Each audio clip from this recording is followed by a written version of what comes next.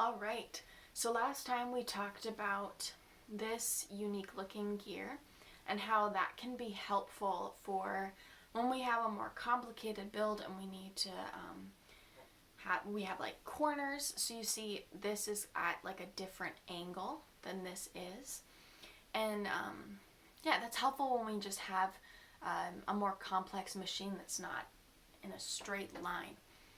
And I told you that we would be looking at a situation where we could use it, and that would be this right here. So I'm going to show you it a little bit, and I want you to take a guess what's going to happen. I think you can figure it out. So we have our little people here. They're sitting down, maybe they're eating. They're 6 feet away because we're in quarantine time, and they're safely social distancing.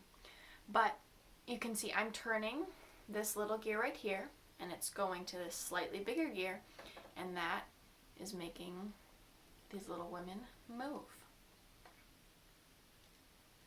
So I want you to think about what would happen if we added more gears or if we changed the sizes of the gears.